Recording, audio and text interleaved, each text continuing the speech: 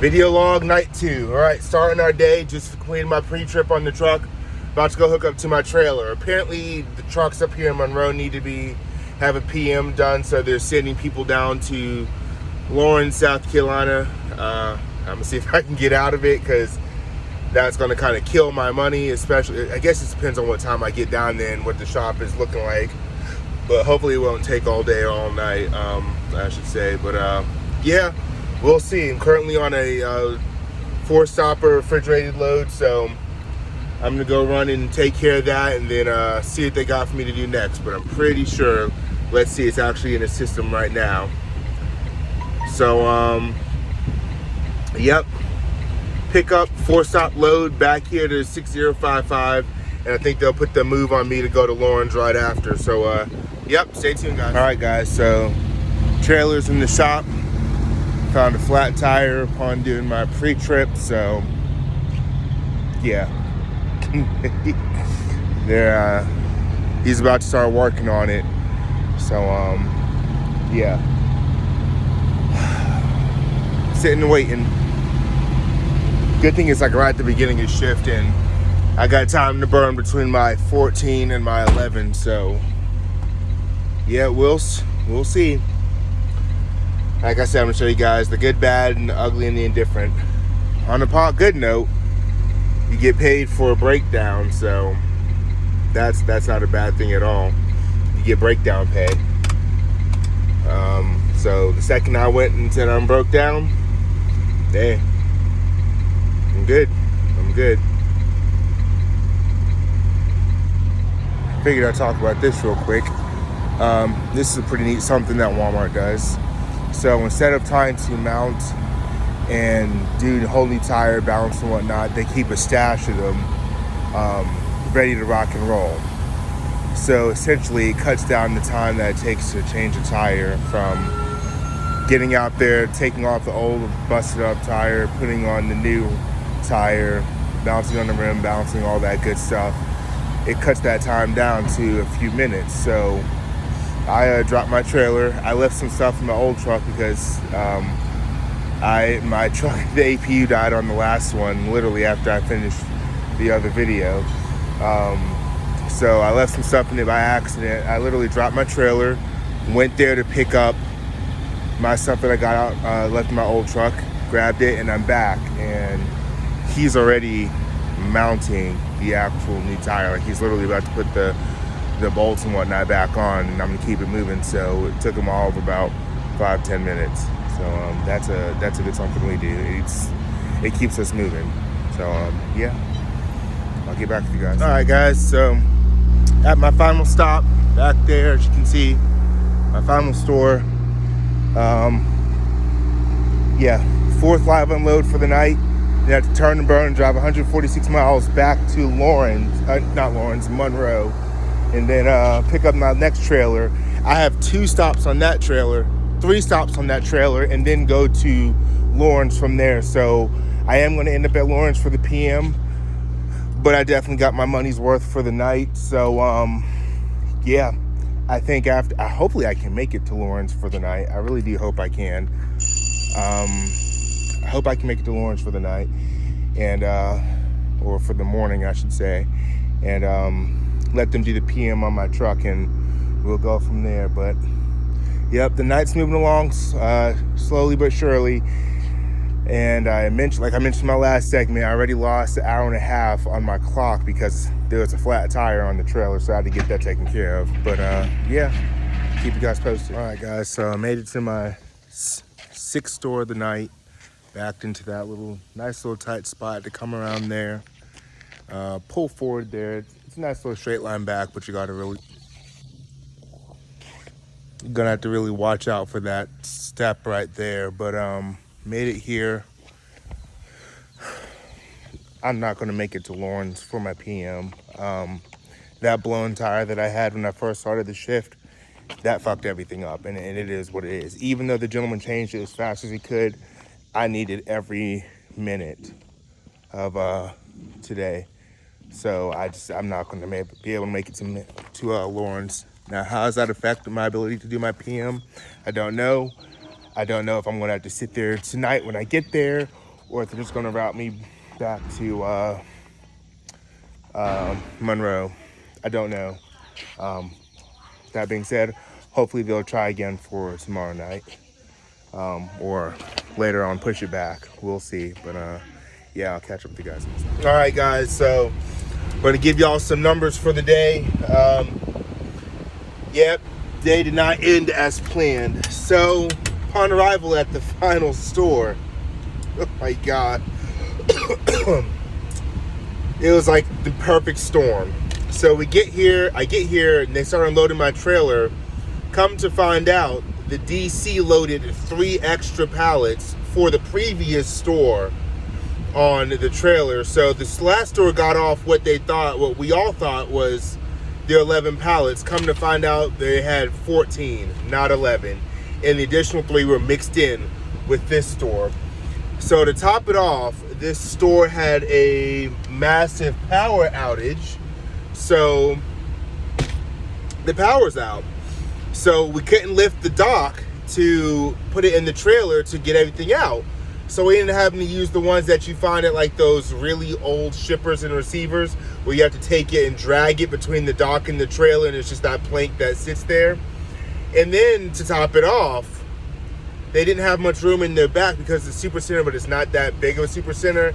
And the electronic pallet jack was dying. The battery was low. So after probably about 3 or 4 pallets in, they had to start manually taking them off with the hand pump ones. So I mean, it was just the absolute perfect storm for the end of the day. So with that being said, I'm gonna go ahead and run you guys the numbers. Already crunched the numbers. So I'll go ahead and tell y'all what my night consisted of. I began my night in Monroe, Georgia, or I began my day in Monroe, Georgia.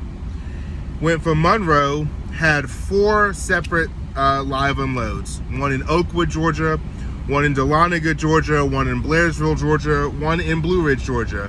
Had to turn and burn from Blue Ridge back to Monroe. Now, anybody who's watching this that's familiar with Georgia, you know those are the upstate back roads, mountainous, hilly parts of Georgia. So needless to say, that absolutely murdered my time and fuel mileage. Because you guys know, anybody that's driven that part of Georgia knows nothing but hills and mountains.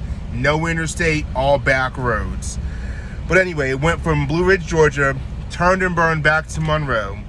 Got to Monroe, picked up the current trailer that I have right now.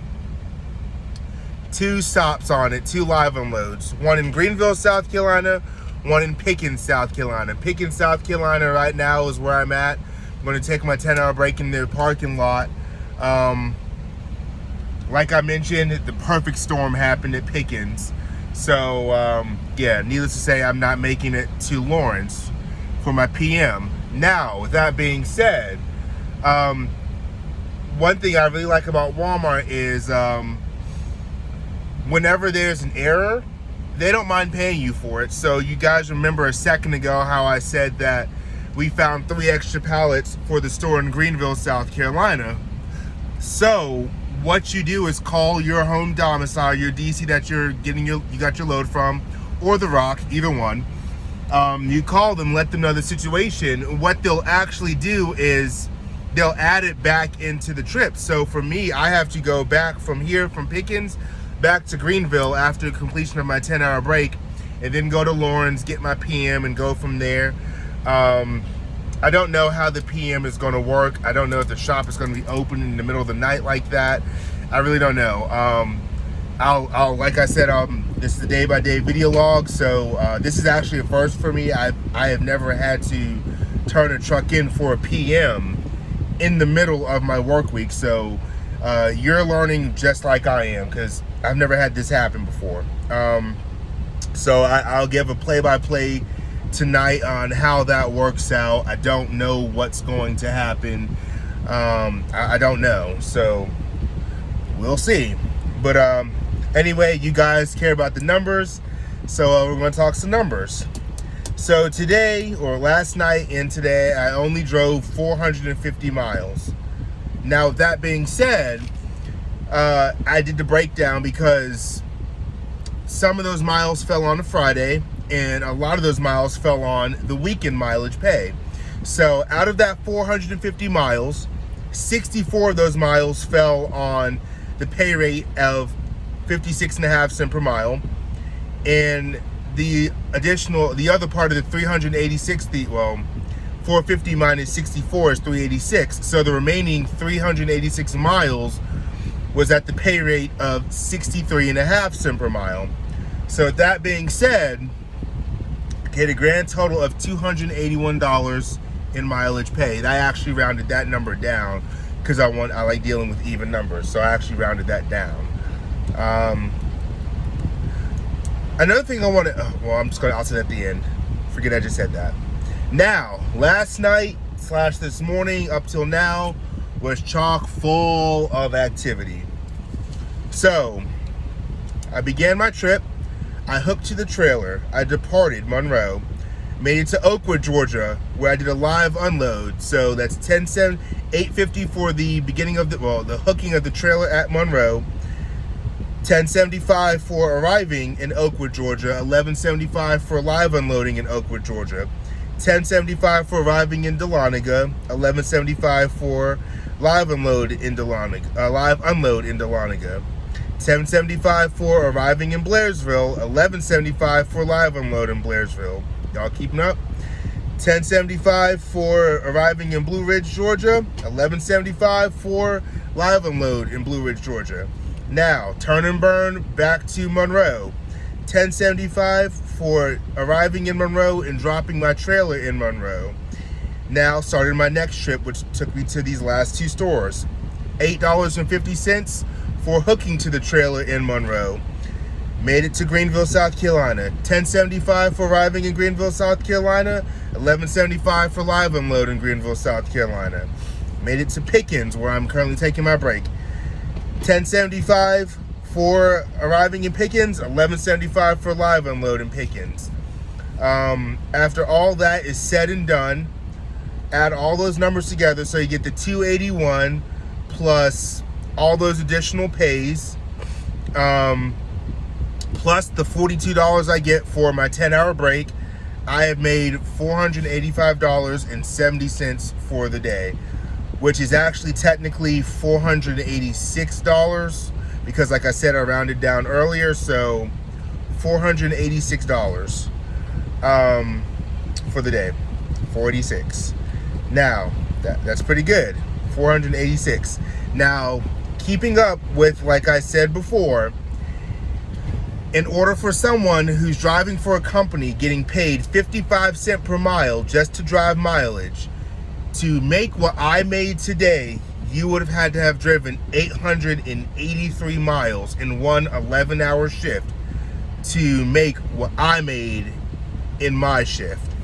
So I'm doing a day by day for you guys. With that being said, I'm going to throw something in here real quick. This is very important. When I'm giving you guys these numbers, I'm giving you strictly mileage and activity. With that being said, some of these places I'm sitting and waiting at, we get paid our version of detention. We call it wait time. The rest of the trucking world calls it detention. So after a certain amount of time of waiting, we start getting paid hourly, and it's pretty fast. So that being said, these numbers I'm giving you are not including the additional hour, the additional money that I'm getting for wait time. So today, if I would include the wait time, I'm not even going to give you guys that. I'm not even going to try to confuse y'all. Don't even worry about it. I'm going to stick. So at the end of this week, you guys know what I made strictly off of mileage and activity. I'm not even going to include wait time pay in it. Just know the wait time pay, the number that you guys will get at the end of my 5th day, go ahead and add on more money to that. Just in the back of your mind, know that this does not include wait time.